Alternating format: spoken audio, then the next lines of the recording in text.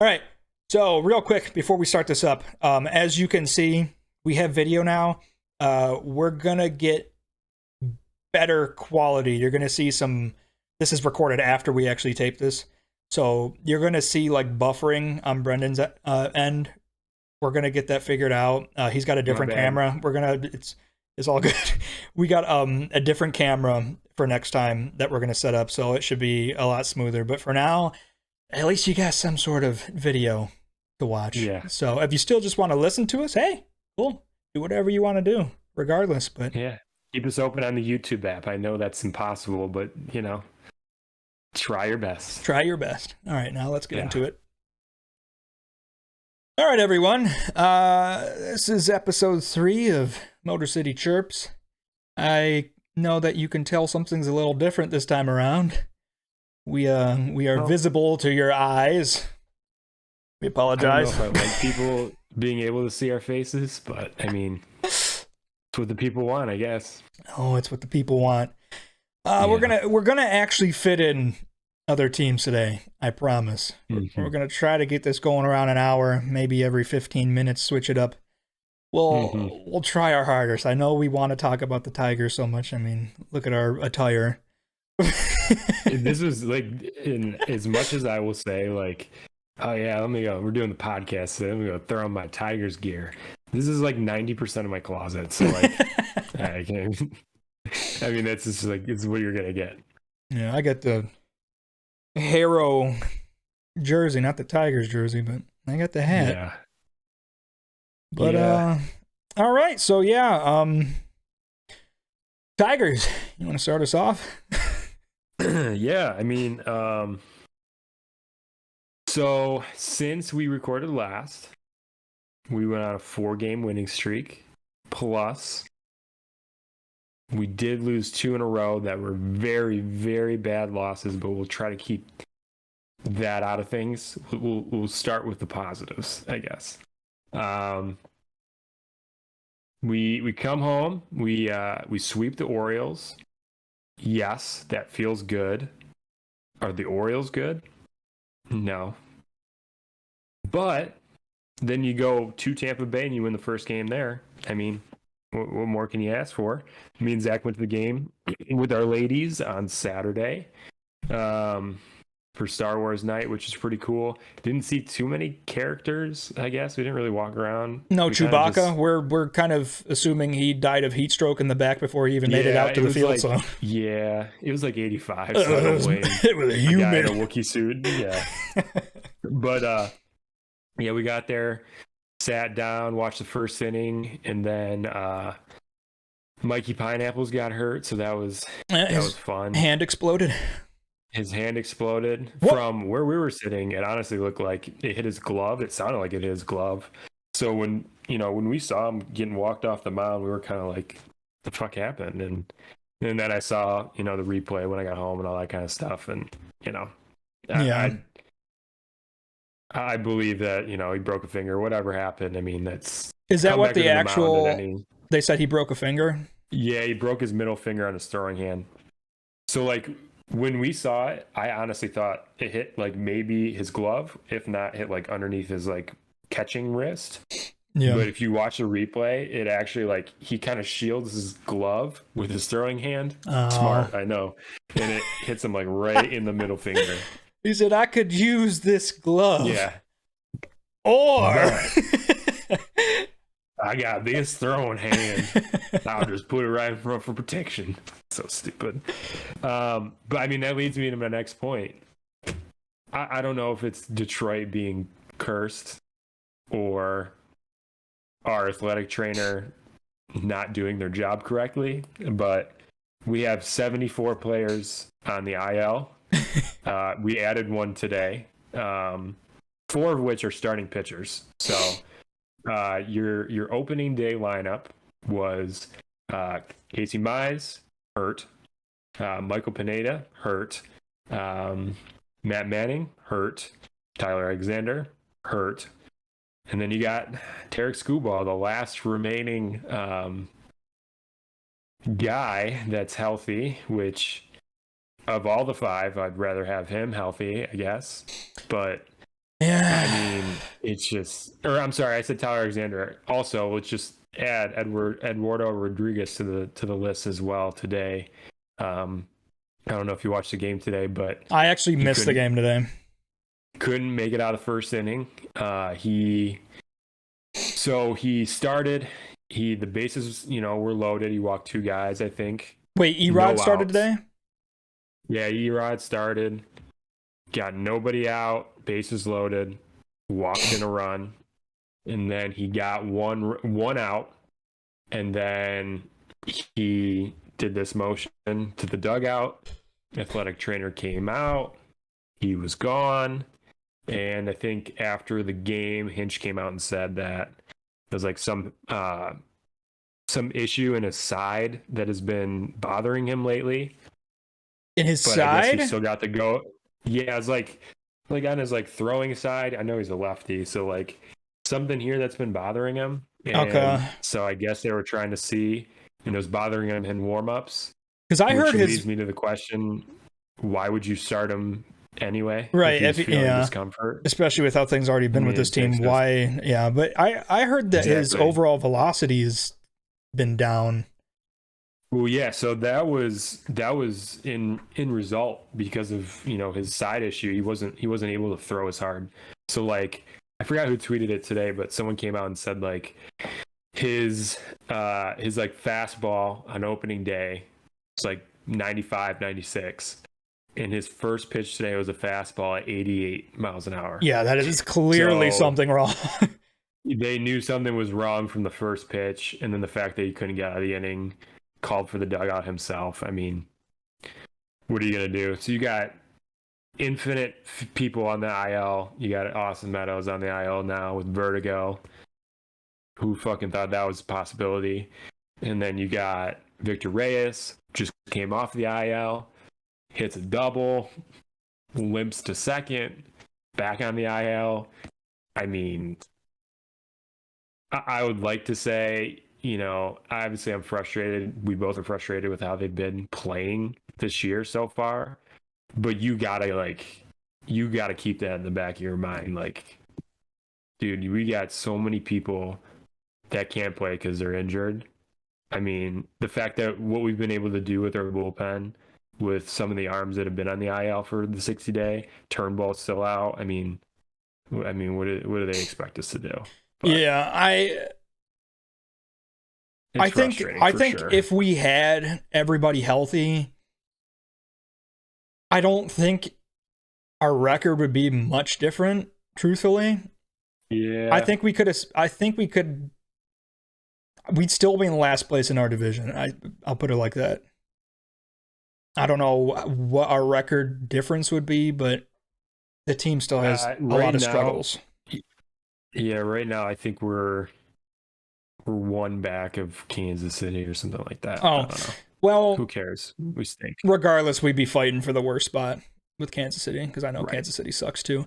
I would like to retract my statement from last episode where I said we're the worst team in the league. So it's funny that you bring that up. I actually wrote in my notes for today's episode, I wrote, revisit Zach saying Reds aren't the worst baseball team in the MLB. So I'll let you have the floor. I still want to stand by my statement that the Tigers are the worst hitting team I've ever seen in my life.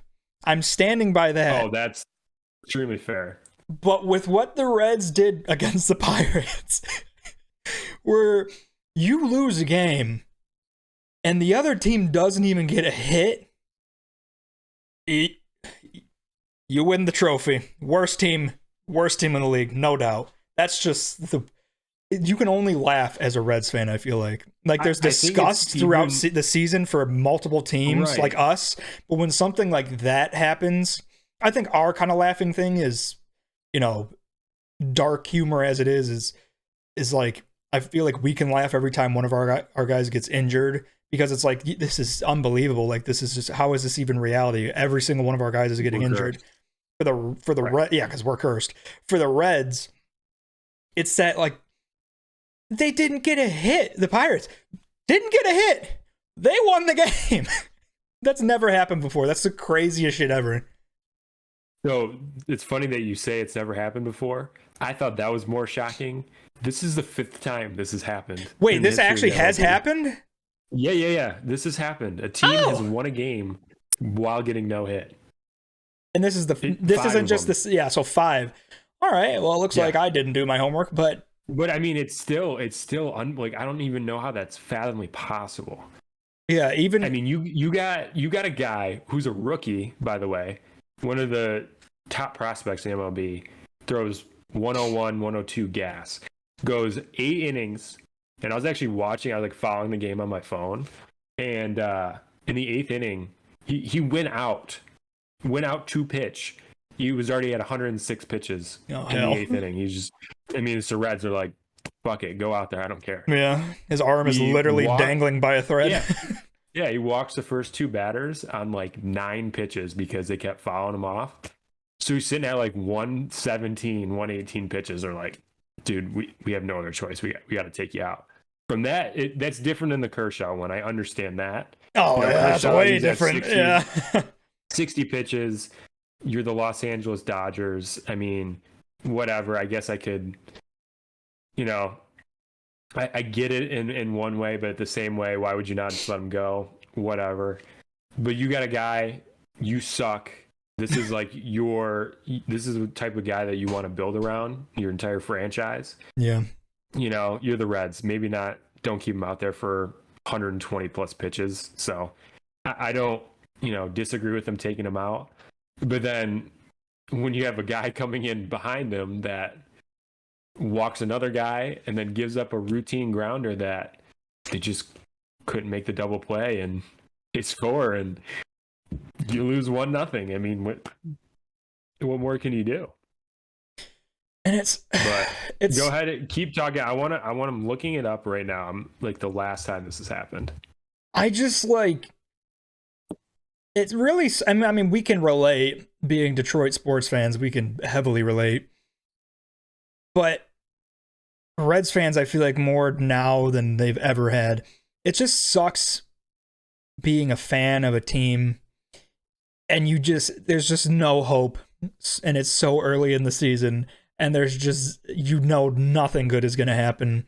It sucks, especially when like you look forward to watching the games, like baseball games over the summer. Like that's part of what you do in the summer is watching baseball games, especially going to games. The incentive that's there or not there, it's tough, man. And again, like I said, being Detroit fans, it's like the incentive, especially for me in general over the past year or two, the amount of time I put in watching our teams over the past couple of years, I'd like to see like a percentage of the hours I put in. It's got to be so low compared to what it used to be. So I got it right here. This is the 6th time this has happened in MLB history. The last one was in 2008. The Angels no-hit the Dodgers and lost. Well, that is something the Angels would do. There was 2 in the 90s. And that was Jared Weaver, Angels. Oh, Jared Weaver. So, looking loser. Hate Fuck that team. That was when we just despised the Angels. Ugh. Yeah. But yeah, I mean, they get no hit. They throw a no-hitter. They'll lose. I mean, you can't really make that shit up if you're the 2022 Cincinnati Reds. And then on the other side, you got the Cardinals pitching Albert Pujols. That was amazing. That's the greatest thing ever. And I think it leads to the question that is on everybody's mind, including mine, is there's going to be a point this year. Miguel Cabrera's got to get on the mound. I mean, I feel like as a Tiger fan, there's nothing more you can want, especially with this season. That would be icing on the cake. Now, it needs to be a game where we're getting killed, fathomable, or a game that we're killing another team. Not as much, not as likely, but I don't know. I feel like AJ Hinch is that type of coach. It's just like no bullshit. We could be down by 15 runs. We're still going with fucking Soto in the last 2 innings. Yeah. So I don't know if that's gonna happen, but I mean, with our rate of injuries, Honestly, we might not even have a choice. One of these days, we're going to see Miguel Cabrera listed as a bullpen option for a random series. It said, well, Miggy, we know you've been doing well with this DH spot, but listen, half our guys are in the can right now. We need you warming up right now. Oh, it's so bad. Depression. So bad. But, I mean, talking about Miggy, what obviously we'd love to see him on the mound, but I mean, I think you mentioned it a couple weeks ago. I mean, you said Miguel Cabrera needs to find the fountain of youth. Shit, I think he did this last month. He found it. He for sure did. He's been a very reliable bat, kind of back to prime Miggy days. He has been, let's see here. I thought I wrote it down. Yeah. In his last 6 games, this is not including the past 2 against Tampa Bay, but in his last 6 games, he is 10 for 20. So he's hitting 500 with 4 extra base hits, 2 doubles, 2 homers. So if you get a guy like that to produce consistently, I mean, you got a shot to win ball games. You got to have kind of help around him. Yeah. Which I think, we're coming to slowly. But I mean, it doesn't matter. It's always good to see Miggy just mash the ball, which is what he's been doing. So. I mean, on one hand, it gives you something to watch and appreciate as a fan, because when we were at the game, you can tell, like, the Tigers obviously have been in a rut, and it doesn't matter. When Miggy comes up to the plate, everybody's cheering their ass off. That's like one thing as a Tigers fan, you can all gather around and be like, hey, this is something cool to watch. Because some people come, there's people that come to the games there from out of town. They're like, why are you seeing a Tigers game? I want to see Miguel Cabrera. He's one of the best hitters, arguably one of the best hitters of our generation. So who doesn't want to see a talent like that? Right. It's like the same thing I can compare it to is like everybody going, when the Pistons have been terrible the past few years. Everybody's getting tickets for the Lakers, Cavs, whatever the fuck, LeBron James, whatever team he's on that year. Oh, that's been going. That's been the reason to go to Pistons games for the last. Exactly. I mean, that's when he comes to town, everybody's like, oh, I got to go to that game so I can watch LeBron. It's the same thing. You want to see, a guy that's going to be not no ballot, like a no doubt Hall of Famer. Yeah, first ballot. First ballot. Yeah. So, I mean, I would pay the same for tickets. I don't think I've gone in the last to Pistons games. I don't think I've gone in, I don't know, maybe like 3 years, I feel like. But when I was... So you haven't seen a game at the LCA? When did they get the LCA? Because I have been to there. Oh, then...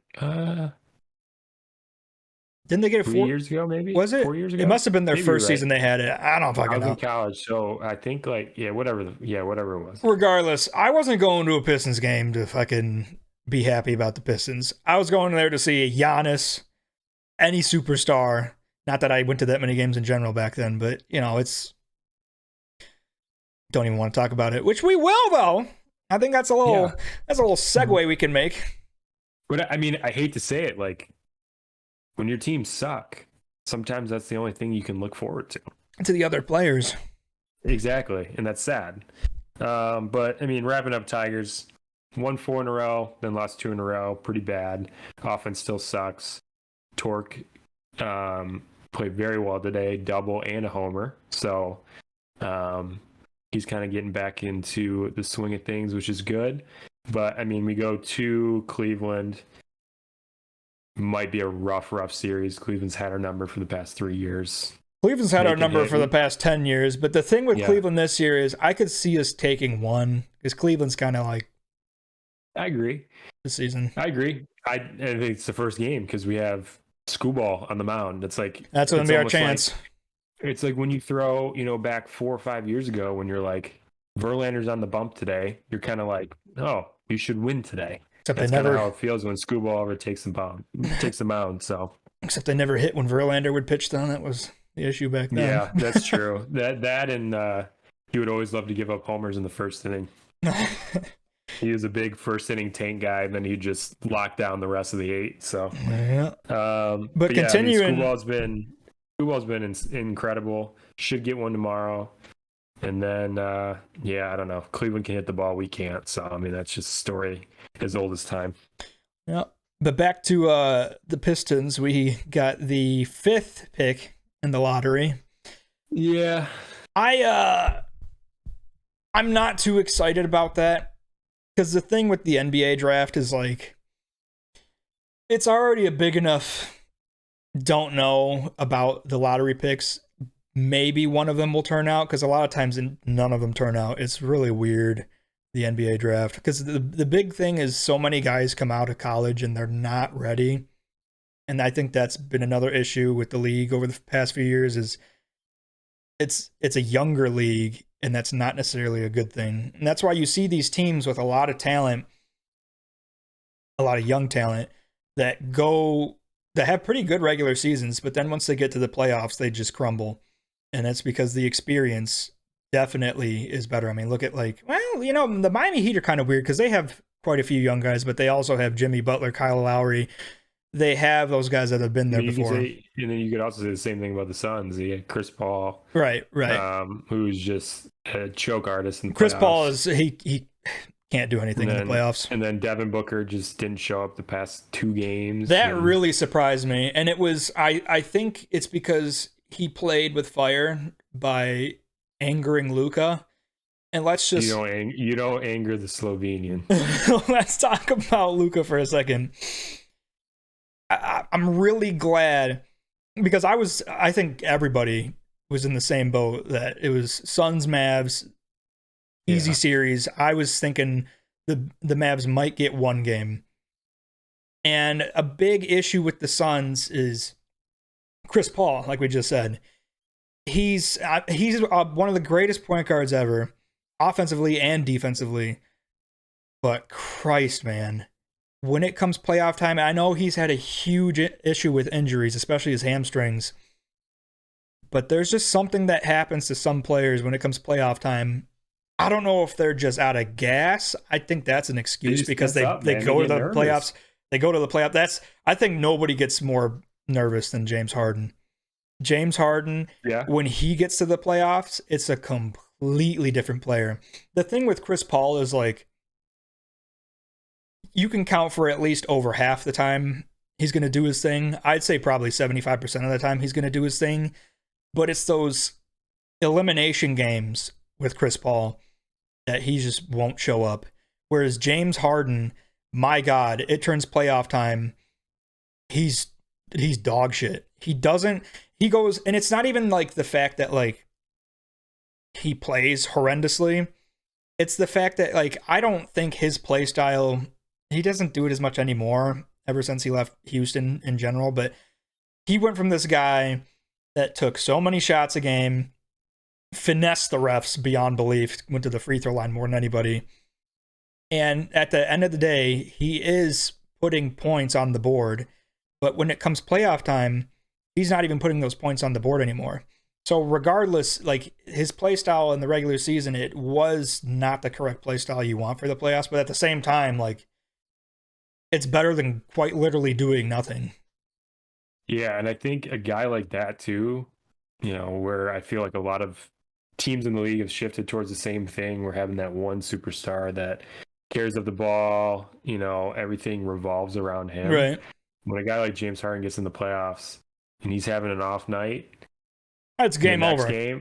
The next game is going to be like, well, shit, I had an off night. I got to get back in the swing of things. So I'm going to shoot more. I'm going to drive more. I'm going to do more. And you just put so much weight on your own shoulders that, you can't perform. You can't live up to it because you're trying to do way too much.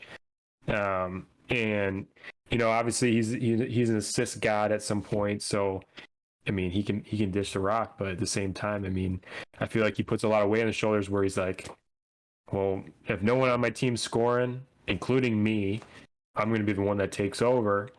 And in a playoff type atmosphere, that's just, you can't do that. Yeah, which is what's going to be it's going to be a 1v5 right every time. Which is what's so astonishing about a guy like Luka too, is that at the end of the day, like, the overall skill of the Mavs is not up to par with these other teams that they're playing against. Luka is having to do that thing that LeBron had to do. Not to the extent LeBron had to, because good Lord, he played on some shitty teams. But Luka is carrying the load. But the Mavs are, as a team, performing well. They're performing better than they should. It's strange. And again, part of that was due to the fact that the Suns were just in the shitter. And the Suns weren't even playing DeAndre Jordan towards the end of the game, which is very strange. They said it was an inside issue or whatever. You said Ayton or Jordan? Did I say DeAndre Jordan? I meant DeAndre Ayton, sorry. I was about to say, where is DeAndre Jordan right now? DeAndre Jordan is... Well, actually, isn't he on the Nets? Who fucking cares about DeAndre Jordan?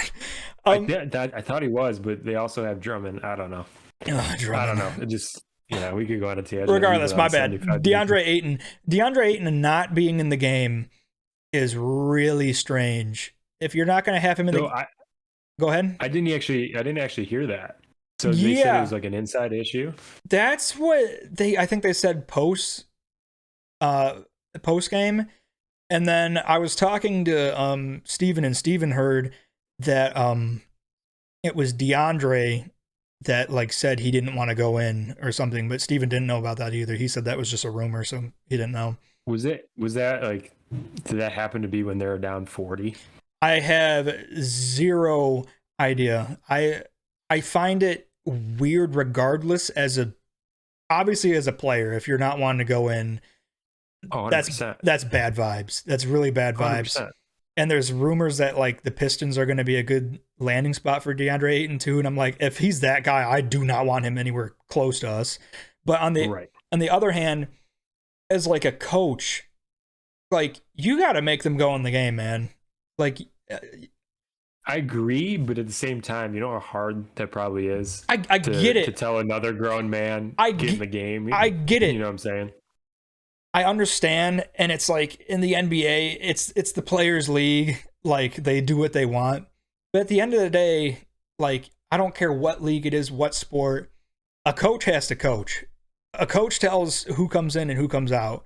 And if it's a super duper star, like LeBron or Kobe was, obviously they're going to say if they're coming in or not. And that's the coach can't do shit about that. It's DeAndre Ayton. Who the fuck are you? You can't tell your coach you're not going to come in. 3-4 years. But this is speculation. It might not even have been him the one that was the reason that he didn't go in. So who fucking knows? The whole thing's weird.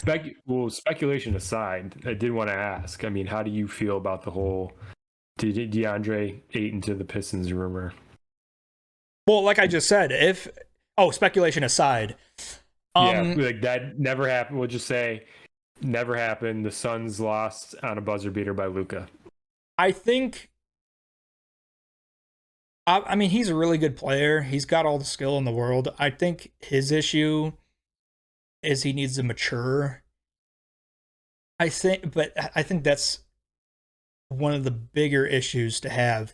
I think a guy that I think it's kind of a weird thing to say, but I feel like in a sense it's easier to get better at basketball than it is the maturity, the IQ wise of becoming a better player. In a sense, not for everyone, but for some guys, I think for sure we've seen that's been an issue. There's guys that can absolutely dominate the game, but mentally they just don't know how to do it correctly, or they refuse to change. And one of those guys, Andre Drummond. Andre Drummond, year in, year out, was the same dude. Oh, wow, he can dominate the boards. Cool. But half the games he's giving you 5 points, which is not what we drafted him for. I was going to say, my favorite Andre Drummond moments from the Pistons were his stat line being 5 points, 27 rebounds. Right. And he fouled out of the game. So, what do you want us to do with that? And rebounds are super important. Cool. But again, that's not what we picked Andre Drummond for. And Andre Drummond was a better player than that. He was a physical, it's just baffling to me, and it sucks. And I really wanted them to move him way earlier, and there's still it was so obvious they were just hanging on to him, saying, "Man, well, he's our guy. He's the guy." Tom Gore's obviously loved him, so it's like, well, it's that's not the going thing. anywhere. Like a lot of people back then, I remember was, it's not. I'm not saying this was like it's like comparing apples and oranges, but you got a guy like everybody like the main story of Andre Drummond is like, this dude can't shoot free throws. He's And then there's helpless at that the line, and he is the sole purpose of the hack a Shaq foul, where they just hack him at the line at the half court marker, and they're like, yeah, go to the line. You're not going to make either free throw, so it doesn't matter. Because why wouldn't you? Exactly. So, people get frustrated with, all right, this guy can't shoot free throws. He's helpless when he gets to the line. Teams are just going to foul him like crazy. Okay. You know who else can shoot free throws? Shaq, Ben Wallace, both of which are in the Hall of Fame, did way more than just being, oh, they can't make their free throws. They rebounded, they scored, they defended. They did everything other than being able to shoot free throws. So if you come with the argument, you're like, oh, he's terrible, he can't shoot free throws. I mean, he wasn't going to be good anyway. Okay, yeah, I know. I understand it's a free throw. It's a free shot. I get it. You want to make those. The dude didn't do anything else. Right. So it doesn't even matter. At the end of the day, like, maybe he just didn't have, I think he did, but maybe he just, let's just say he didn't have it in him to be an offensive player. Like, dude, you're 6'10", 6'11", you're like 280 pounds. You should be, and you're very athletic. He's a very athletic player. Why are you not a dominant defender? Why can't you shut down any center in the league? Ben Wallace. Oh my God. Ben Wallace, one of the greatest defenders of all time. And then he, especially in his later years, he couldn't score a basket, but who gave a shit? Because he was just such a supreme defender. So he's still going to be out there, and everybody wants him out there. Whereas a guy like Drummond, anytime he went up against a top center in the league, especially Joel Embiid, those were nightmare games, he would just get his shit wrecked. It was unbelievable. Oh especially the physical guys like Drummond. How are you such a bad defender? I don't know. And that's where I'm going to like the IQ thing, where they don't know the game of basketball or something. It's right. Really weird. And that's, Now, I mean, in regards to DeAndre Ayton, I do think he's a great player. My thing with him just in general is like, if we do pick him up, he can't be obviously he can't be a one option. I wouldn't even have him as a two option scoring wise.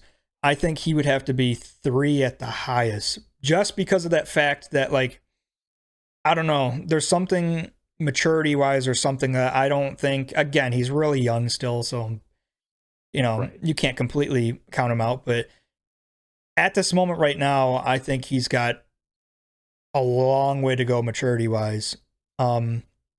He kind of reminds me of Karl Anthony Towns, where like big bodies and a lot of skill, but there's something missing. There's like, I don't know. I don't even really know how to describe it. Yeah. I just feel like there's something missing where you can't have them be the guy. Right.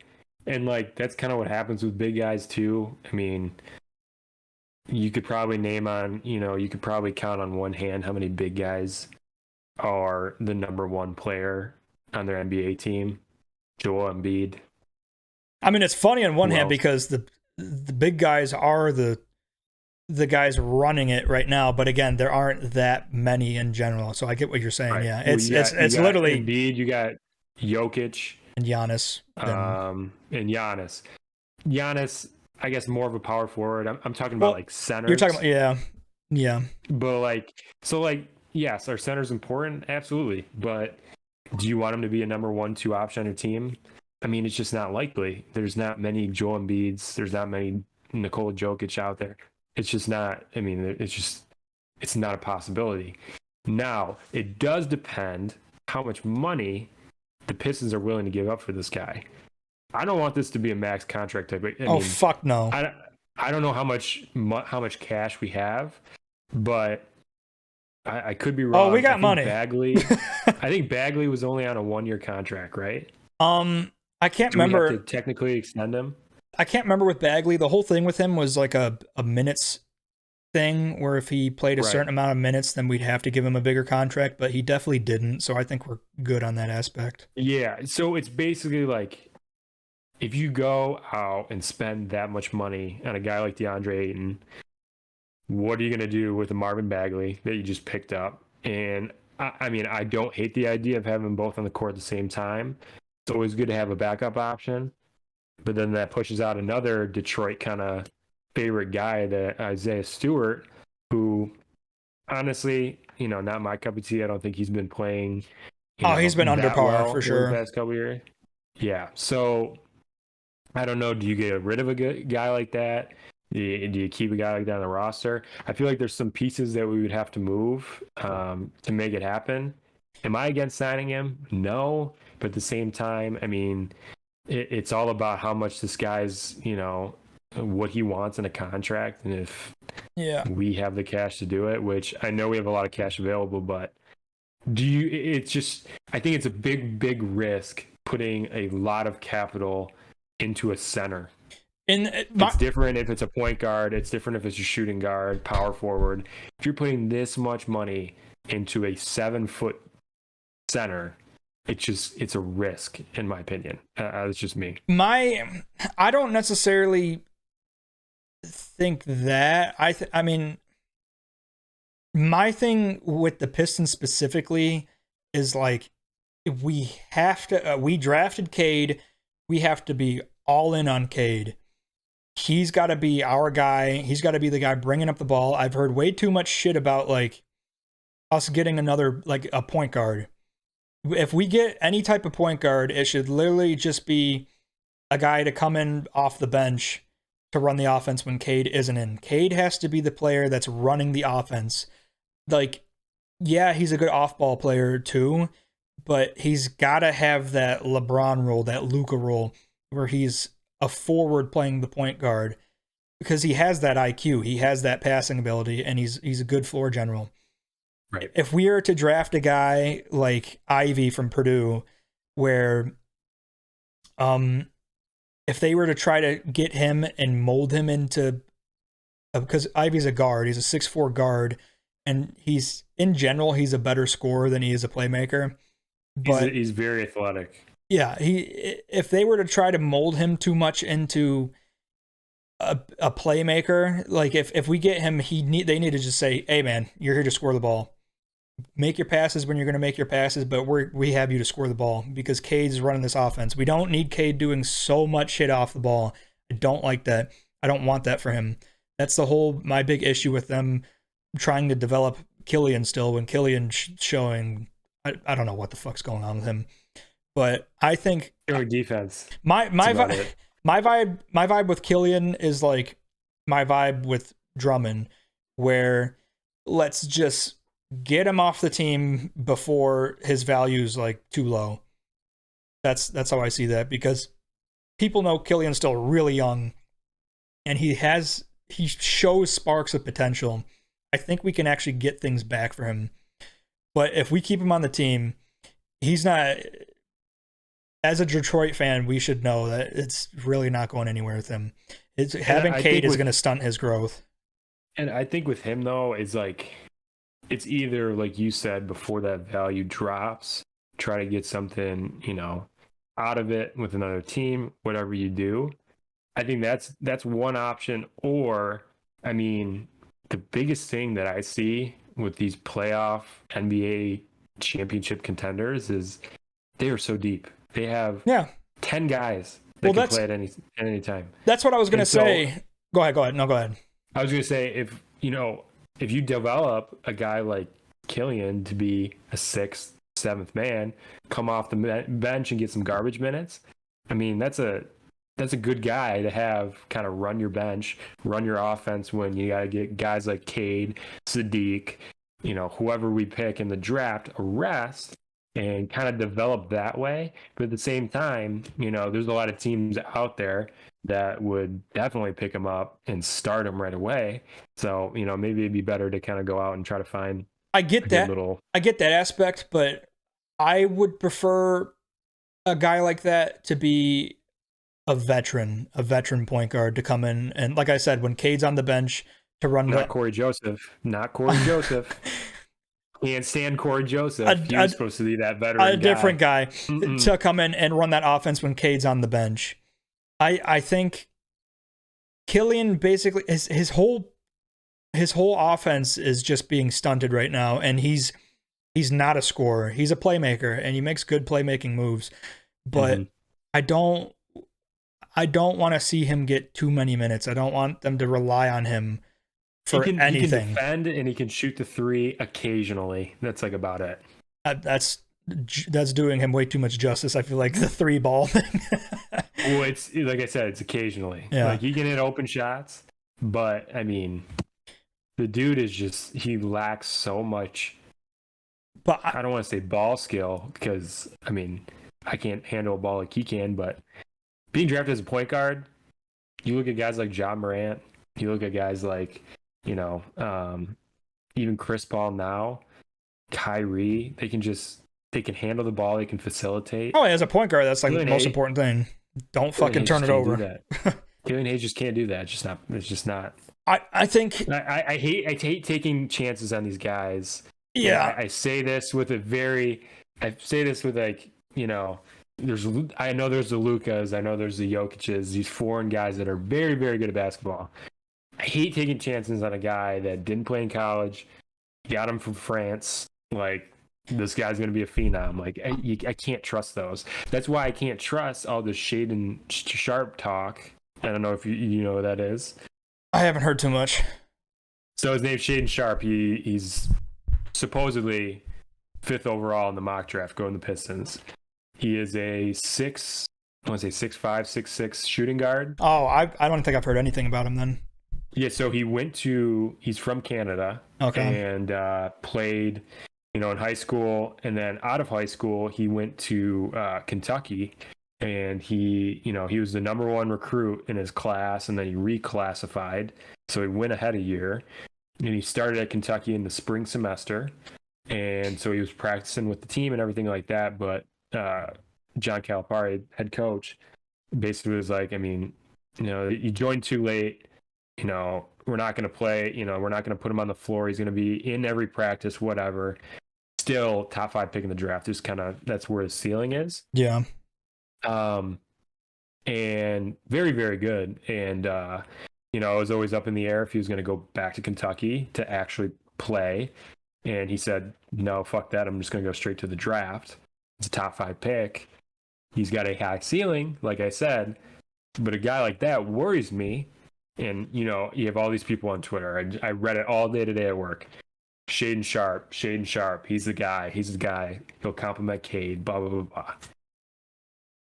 No, this guy hasn't played meaningful basketball in 2 years. Yeah. He hasn't played high school in 2 years. So you're gonna draft a guy in the top 5, very, very similar to where Killian Hayes came from.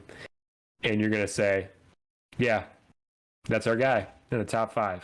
I get it. The dude hasn't played in college. His last meaningful game was against other high schoolers, and you expect him to come and ball out against middle-aged NBA players? Yeah. I'm not a big fan. I get it in one aspect, like with the whole Euro League guys, I don't think it's bad to look at those guys in a sense. I think what you're saying though is make sure that they have at least experience. Because the thing with Killian being so young coming out over there, and the thing with him is like he didn't really prove anything while he was over there. Right. I mean, literally look at arguably the top 4 guys in the league right now are all from different countries. Luka, Giannis, Embiid, Jokic, they're all from different countries. Embiid did play college here, but the thing with Embiid also is like, he was injured his first 2 seasons. He had a lot of time to like recover and just get better. And like when by the time he was already starting, he had a lot of time actually and experience under his belt. Whereas again, a guy like Killian's just hopping into the league, and he didn't prove much at all overseas. And Right. to draft him at number 7, take it, it was a weaker draft.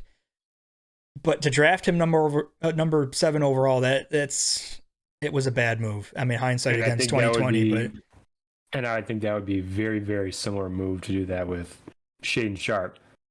He's a phenomenal player. I've watched. What league did you say he's been playing in past 2 years? So he was in high school, and then I think he's playing over in Canada. But see, I don't know. He was 2022 #1 recruit in the country, going to Kentucky. He ended up reclassifying and going there a year early. Right. So he didn't play at all. And he was so good after practicing with the team, whatever, instead of coming back, he said he was just going to go to the draft. So he didn't even play any games for Kentucky? No, he did not. Not one game. Yeah, I don't like that. But a lot of people are saying that if he didn't reclassify and he played that 1 year at Kentucky, that he would have been the #1 pick. Oh, well, shoulda, woulda, coulda. I don't care. You actually need to keep your body fresh playing really competitive games. And that was my thing. That was my thing. Remember earlier I said like a big issue with the league right now is everybody's entering the draft way too young. Everybody's I'm one and done. I'm one and done. I'm that good. Like, bro, no, you're not. You're not that good to be one and done. And that's what it's really doing a lot of bad things to the league. But again, the last thing I'll say about like the guys from other countries playing, it's like I feel like there's not an issue as long as they're really dominating and performing. Because I will still say like EuroLeague is more competitive than college. If a guy's doing really well in EuroLeague, he's good. If a guy is doing what you said Sharp did, where he's in high school, just playing in Canada, and then he doesn't even play his college season, I wouldn't touch him, honestly. It's just there's so many unknowns, right? And I understand that he's such a phenomenal player. I've watched him play. The dude is a freak. I get that, but to make that jump from practicing, from playing in high school to practicing against, your own teammates at Kentucky, not playing, practicing, and then jumping to the NBA. I mean, yeah. Again, if you don't have those competitive games consistently going along, it's hard to want guys on your team. That's I was saying the other day, like John Wall clearly like one of the best point guards we've had in the past 10 years, but he's had a horrendous issue with injuries and just the overall game experience. He has rarely gone far in the playoffs. So a team right now that for John Wall to be who he is, he's going to want a lot of money. And a team that's going to want John Wall is going to want him for the playoffs. Again, he doesn't really have a lot of playoff experience, and he doesn't have too much success when he has been in the playoffs. And the biggest thing, the injuries. He is always injured, and they're not little injuries either. He gets big injuries. I would not touch him with a 900-foot pole. Not a chance. Yeah, he's going to the Lakers, confirmed. Honestly, LeBron's if there's one team that would give him a lot of money, Lakers for sure. A bunch of idiots. Exactly. But all right. But I mean, who? I guess other than Shaden Sharp, I think the top 3 is already set. You got Chet Holmgren, Paolo, and then Jabari Smith. I love Jabari Smith. He would have been my favorite if we would have gotten the top 3. Yeah, we got kind of screwed being number 5. We kind of got screwed, right? So then the 4, 5, 6 range is kind of up in the air. You got guys like Jaden Ivey. I think if Ivy's available, I think we got to take Ivy. Personally, that's what I like Ivy, but he could go top 3, top 4. Right, he definitely could. Hard. But I also like Keegan Murray from Iowa. I like Big Ten players. I like Big Ten basketball. So yeah. Keegan Murray's a dog. He can shoot lights out. He can handle the ball a little bit too. He's I think he'd be a good compliment to Cade. So I think him or Jaden Ivey is a smart choice. You know, if I start seeing some hype videos around Shaden Sharp, you can convince me. But off paper, I'm going to take the two guys that played 4 years in college first. Call me crazy. Crazy. Yeah, I think this is a wild thing to say. Don't. Would it be all so bad, especially because again, I feel like being number 5, our best possibility, like something that legitimately actually is in the realm of possibility, is Ivy being there at number 5. If he's gone, what about trading the pick? Down or up? Not up. Like trading back? We can't trade up. That's not happening. Yeah, trade back. That's a rumor. Because a lot of people are saying we might try to trade up to number 2. Yeah, I'm not convinced on any. Oklahoma City already has 2 top 10 picks. Yeah, I know. Imagine getting number 1 and 2. That's what Steven told me, I think, yesterday. Mm-hmm. That'd be fucking wild. But my thing with the Pistons is again, it's got to be all in on Cade. And for a point forward, I think the best thing you can do is get him wing shooters that can absolutely light it up from 3 and play defense. So 3 and D guys. But get him. We have one of them. But get him a center that can score the ball. Not a guy like Stewart, where, well, not that he does really anything that great right now. But he fights. That's about it. But in general, like not even like so much. Of course, I'd like a center that's really good at defense. But with today's league and with Cade, get a center that can put the ball in the basket.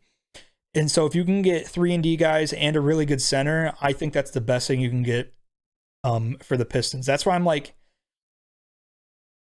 if we can trade and get like, if we can somehow put something together, again, because of Jeremy Grant too, which we should have already fucking traded last season, but that was, I don't even want to get into that. But since we still have him, and if we don't end up getting anything for Jeremy Grant, let me tell you, if we don't, and he walks, let me tell you, Brendan, the odds that I watch another Pistons game within the next 10 years are so slim. They've done so many fucking stupid things, but we gotta touch on. It all boils down to Detroit. It's just, but another person, Ben Mathurin, I don't know if you've heard of him, from Arizona. I'm a huge Ben Mathurin fan. He is he's probably the most athletic in the draft, and the dude can shoot. I love him. Saying, a lot of people are saying later, 8, 9, 10. If he's there at 5, take him, please. Gotcha. Yeah, I mean, if we can draft a 3 and D guy that ends up actually being legit, cool. But at the same time, I don't want to develop a team still for 10 more years, because we spent the last 10 years trying to fucking do shit. I mean, it's like the Tigers. Like, it's been all, we're just, we're prepping for next season. We're building the team for next season. Oh, we are? Does the future look bright? Al, does it? Anyways. I blame Chris Ilge more than Al. They're both fucking atrocious. I'll give Al, he's made good moves this last offseason. He's made good moves. Who do we get for Verlander? Where are those prospects? I don't know. They're working at an Arby's somewhere. Exactly. But let's touch the let's get this other shit over with. Well, since you want to get it over with, yeah. Let's talk about the Toronto Maple Leafs. So as we all know, Zach is a huge Toronto Maple Leafs fan, die hard. Pain. So just, I guess, Game 7. It's been... Well, let me just say, the viewers watching this, obviously, mostly going to be Michigan sports fans, right? Mm-hmm. Now, we all understand the Red Wings are not the greatest team at the moment. They've kind of gotten screwed over a little in the last 2 lotteries, too. Especially, what was it, last year? They got the 4th pick, and when they should have, and they were easily the worst team in the league. By like 15 games. In general, draft lotteries are fucking stupid. They need to come up with something else. I said this to Zach the other day. The fact that you can decide a franchise's future on fucking ping pong balls, I think is the dumbest thing of all time. It's really we're both on the same page. They gotta do something else. Draft lottery is really dumb. And I'm not. It's gonna. I understand the reasoning for it because it. Yeah, that's to stop the tanking and all that stupid Stop shit. the tanking. Yeah. Okay, teams are gonna tank. Teams are gonna anyway. tank. Yes, it's gonna happen. It's a Accept it. All you're doing with this lottery shit is you're keeping the teams that are bad. You're keeping them bad, even though you think you're doing the opposite in any sport. You think that has it. You think you're doing the opposite. No, you are making it worse for these teams because they're gonna tank. That's just what it is. Yes. If you have the worst record in the NHL and you are picking not even one, not two, not even in the top three, that is the dumbest thing of all time. Sucks. It makes me furious. Anyway, continue. And to be for me, it's a thing too because like I by no means do I like the Red Wings. I am a Toronto Maple Leaf fan all the way through. My family's from Canada. That's what I am. But being from Metro Detroit, like I'm around so much Red Wing stuff. I hear Red Wing stuff. I don't want to hear, I don't want the team to be in a rut with the other Detroit teams because it destroys the fandom of the city. Because we need somebody to fucking root for, not me included, because I got the Maple Leafs. Oh, they've been. We'll get to them in a second, but it's unfortunate for the Red Wings. They have a really good young core, and they have the guru of gurus, Steve Yzerman. So like, I think you guys are in a good spot. It's just, it sucks when it gets slowed down by stupid shit like the draft lottery, especially when the Montreal Canadiens are getting the number one pick. I don't fuck the Canadiens. Well, I will. The one thing I will say, and I fully attested to my girlfriend because she's the one that told me it a couple of days ago, and it's the 100% truth. When you have a guy like Stevie Y, it does not matter where you pick in the draft. He's going to find talent anywhere. Mo Sider. And that just shows you. That just shows you. With our number 4 pick that we keep talking about, we got Mo Sider, who's going to win the Calder Cup Rookie of the Year in the NHL because he's had the most points of a defenseman since, I don't know, very, very long time. So, am I worried about having the 7th pick? Yeah, it sucks. I get it. It's frustrating. But when you got Stevie Y up in the booth, it doesn't matter. Yeah, there's good odds you're going to get. You'll find talent anywhere. There's good odds you'll get the best pick you can get for number 7 with him being there. Exactly. All right. See, I don't have to worry about him, but I got to worry about guys like Al Avila, Troy Weaver, not so much, but and then Holmes, what's his first name? I can't think. Brad Holmes for the Lions. Oh, Brad Holmes, yeah. A+, he's been amazing. So, and that was only up from the previous GM hand coach. So there's. I hope Matt Patricia's working at a McDonald's somewhere. But all right, let's just. So, I hope this does reach out to Maple Leaf fans. I know there are there's a lot of Maple Leaf fans in Michigan. And Metro Detroit, you got Windsor right there. There's Maple Leaf fans here. At the very least, I'm gonna put passion into this. So just stick around, just listen to what I have to say, and all will be well. Probably not for me, but all will be well for the viewers listening. To our lovely producer, Zach. Maybe zoom in, go a little full cam here. Oh! At this, I'll be in the editing. Yeah, I'll get it. Yeah. So, where do I start? I'm trying not to make this. I'm not gonna try to make this go too long because we got to wrap this up. I was born a Maple Leaf fan. I had to deal with the shittiest hockey teams you could possibly imagine for my entire youth. We had Matt Sundin. That was great. One of the greatest players ever. But the rest of our team was the equivalent of like a dumpster fire in the middle of a lake that's full of shit that You know what? There's no words. There's no words. That wasn't even going to be bad enough. That sentence. It was a horrendous time, but like we loved hockey, so we watched, and that's kind of like Detroit sports is like. We love our teams, so we watch. Yeah, the Red Wings, you guys have had more luck. That's actually been a team to watch over the past 20 years. But for me, the Tigers, the Pistons, Michigan, if it hasn't been to the point where, man, they're so close to winning a championship, but they fall short just every time. That's especially Michigan. If it's not that, it's just been watching horrendous nightmare dog shit teams like the Lions and the Pistons and the Tigers in the past 7 years. So to finally have a team that's looked like, wow, we got multiple superstars.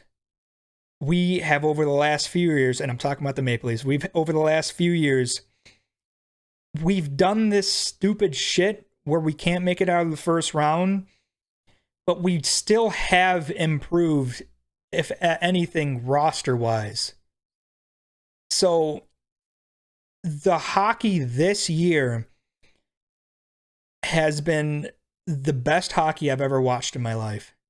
It's been the funnest time I've watched with any sport in general that I've watched. This has been my favorite, the 2022 Toronto Maple Leafs. And what happened in the first round of these playoffs? My one piece that I will say, because I have no dog in the fight. Yeah. The one thing I will say, the fact that you guys drew Tampa Bay was not ideal. Well, I'll get to that in a second. And I'm not saying that, you guys got, you shouldn't have beat them. You guys were up 3-2. I get that. But at the same time, with how good of a season you guys had, the fact that you pulled the team that just went back to back. Well, this is the first year that they fucking done that too, where they haven't done. Like, this is a different type of seating, right? Yes. Of course it was. But at the same time, I'm not even going to use that as an excuse because, like, it's Tampa. We could have had to play them at some point, regardless. Right. So if we're not going to beat them, we're not going to beat them. And it's also like, I want to bring up the officiating because it really, really was the worst I've fucking ever seen in my life. For Toronto to go, like, up 18 spots from the regular season, how many penalties they drew a game, to the playoffs are the number one most. So I think they were 18th and now they're number one. How does that happen? You think the team's really changing their formula to start doing all these more penalties? It was disgusting to watch. But at the end of the day, like, we just came up short and it really fucking sucked. And I'm not angry, because it's not like we even played bad. We had a game or two, especially game 2 or whatever. I can't remember. The one that we lost like 7-2 or whatever. Which one was that? 3 or... Doesn't matter, regardless. The game where Tampa was up fucking 5-0 at one point, that was the bad game we played. But besides that one, we played a really good series, and the Tampa fans in general said like that was a crazy series. So you can't be mad at the Maple Leafs for that. It's just pure disappointment. It just fucking sucks, because that's what the last 4 years in a row we've lost in the first round. I think, if not even more. I hate to break. Is it 10? It's not 10. No, we haven't even. Wait, what was the 10? Like you haven't made to the second round of playoffs in like 10 years or something? No, time you won a series? No, the last time we won a series was 18 years ago. Yes, that's what I was thinking of. I think we've lost the first round of the playoff. Oh, I think it was this is what it was.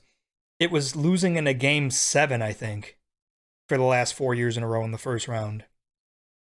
So to go off of what to go off of what I was saying before, I could be wrong, but I think that is what it is. Was last year the year that they were up 3-1 Against Montreal? Was that the team? See, my thing is the thing with hockey is like the team was so bad for so fucking long that it did kind of like boot me out from viewing. And this season was like really the season that I really got back into it. But I do think it was definitely Montreal last year because Montreal lost in the finals. Yeah, Tampa. But regardless, it's like it's what I was talking about earlier, where for your team to get so close, and I know that they weren't. It's not like we lost Game 7 of the actual finals, but it's that disappointment, that disappointing feeling I get as a fan. That I'm just it's just a familiar feeling for me, and it's not just Maple Leafs. It's like I said, especially Michigan. Oh my God, Brendan knows about that one. U of M has been. I've been born and raised a U of M fan from my pops, and I've loved it. I've hated it. I've loved it. I've hated it. But it's frustrating. The Lions has been the most frustrating because we just haven't been even competitive. And you got the Pistons, who growing up were fun to watch, and lately have just been not fun. No, they've been so boring. With the exception of this last year, I watched a little bit more just because of Cade. And then, I mean, the Tigers is the biggest one for me, man. I've been a baseball Tigers fan since I was 2 years old. So seeing the teams, back in 2006, that team was phenomenal. Yeah. Won one game World Series. And then you go back to 2012, that team was phenomenal. Didn't win a single game in the World Series. So the fact that I can say that I've been alive for two different Tigers teams going to the World Series, and collectively they've won one game, that just shows you. And then 2 years later, after 2012, that's when the rebuild all happened. I mean, and I haven't seen the light of day since 2013, 2012. And then you add in the Michigan aspect. It's like, especially Michigan basketball. Yep. It's like getting that far in the tournament. And you can look at our teams that like we definitely did better than we should have. 100%. We have experienced that with our basketball team. But when you go back to like Trey Burke, that team, Hardaway Jr., the fact that they didn't win, it hurts so bad. And then you can look at like our football team this year. They got further than anybody expected them to, obviously. Oh, so I didn't even think we were gonna make it out of conference. It still hurts, obviously, but like just seeing our teams get so close, but to fall up short each and every time. And then with Michigan football too, not even national championships, but just blowing games. That's been like the story of my life, specifically when you throw in the Maple Leafs, is blowing games. The Maple Leafs blowing games in series to the Boston Bruins, the Montreal Canadiens. And literally I remember Game 6 when the Maple Leafs were up 3-2 this year. And I'm thinking, oh my God, it's gonna happen. We're so close. Like and I'm also thinking in the back of my mind, like, dude, imagine like the next, like if this game, they lose this game, you're gonna like what your feelings are gonna be in Game 7, like the fear you're gonna have of, oh my God, if we lose. And we lost. We lost that Game 6 and Game 7. Actually. But did you hear about Mitch Marner for the Maple Leafs? He got carjacked like yesterday. Was it yesterday or 2 days ago? In Canada? Yeah, in Toronto. You said in Canada? Of all places? Yeah, there was 3 guys. 2 of them had guns and 1 guy had a knife. I don't know what the fuck. This poor guy is already probably so hurt from losing that series. Definitely so hurt from losing that series just by... I'd just be like, dude, take my car. No trouble. And then he got his fucking car taken. Like, what? That's unbelievable. It's just, oh, poor Mitch Marner, man. Best of luck to you. Yeah. I'm sorry, dude. That sucks. But that's what I mean. This is what you're getting when you listen to us. You're getting pain and suffering. We are relatable because we have gone through the same pain and suffering.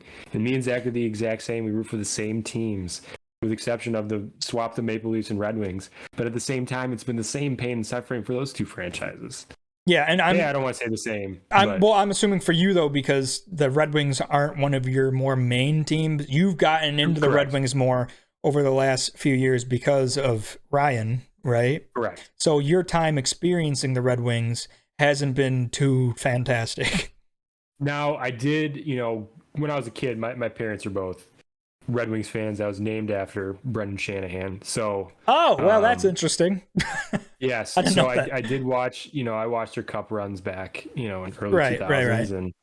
And I definitely rooted for them, but, I've never been a huge hockey guy, just been a baseball guy. So I haven't been following them, but I've definitely gotten back into them lately. So funny you mentioned, I'm happy for it. Funny you mentioned that you watched their cup runs back, on like YouTube or something, or some DVDs, or that's where you watched it. No, I remember when we beat Pittsburgh in the cup. I remember watching that. I think I was in middle school. Oh, you were actually watching it live, you're saying? Correct, yes. Yeah, no, see, I remember... I would watch all their playoff games as well. I remember, what holiday was it? There was something recently. I don't think it was Mother's Day. Was it Mother's Day? No, it was before that. No, but my family was over at my parents' house, and Easter? Maybe it was Easter.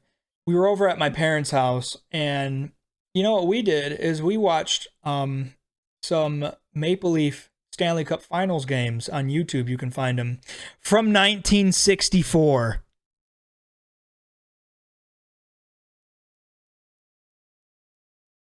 Yeah.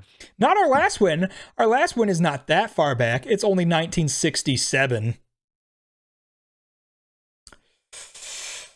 So anyways, let's Hey, I find myself watching the 2012 Tigers postseason run more often times than not on YouTube.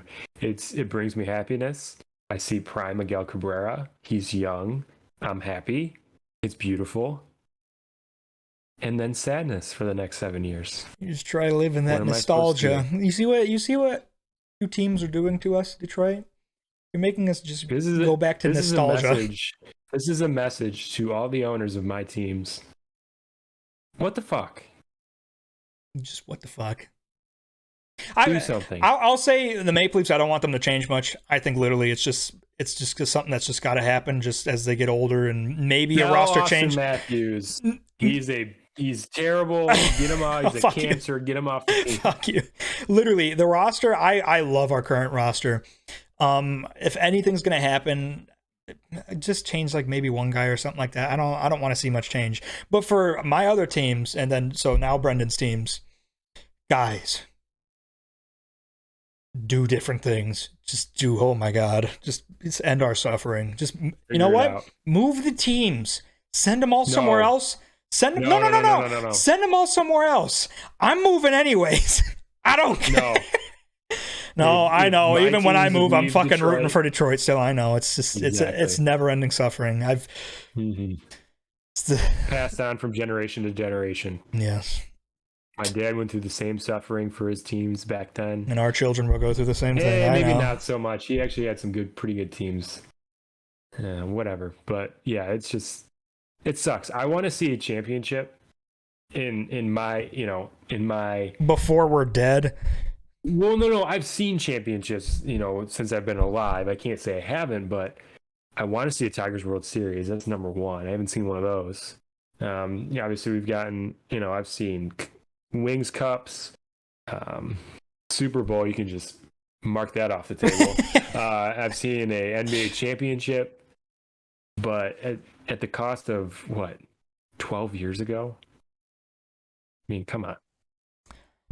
Stupid. Yeah, it's just endless suffering. Anyway, I got to wrap. We want to wrap it up? Yeah, we'll wrap it up. Lions, no prime time game this upcoming season. I mean, hey.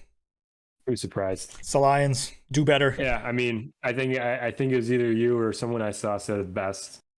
What have they done to deserve a primetime game? Who Right. cares? Right. For the Lions, why would anybody want to watch them primetime anyway? Besides the fans. So, Yeah, and that's all I'll say about that. That's it for the Lions. Okay, so we're gonna wrap it up. We'll get back to them, when there's some news that comes out. But Right. people saying, I can't believe they don't have any primetime games. Yeah, I love watching them primetime too. But at the same time, if you can tell me what they deserved to get a primetime game, what they've done to deserve it, tell me, because I have no reason that they should earn one. They got Hard Knocks. That'll be fun. Who cares? Yeah. All right. Well, my Sunday will get ruined earlier than later. That's fine. Correct. Yes. All right. We'll see you guys next time. Yeah, and thanks for watching us. You now see what we look like. I hope that didn't disappoint any of you. But subscribe to the YouTubes. Yeah, subscribe, like, comment, share, do all those razzle dazzle things. Ask us questions. Follow us on socials at Motor City Chirps, Instagram, Twitter, whatever app you have, we own. So I don't know. Follow us, idiot. Bye. Bye.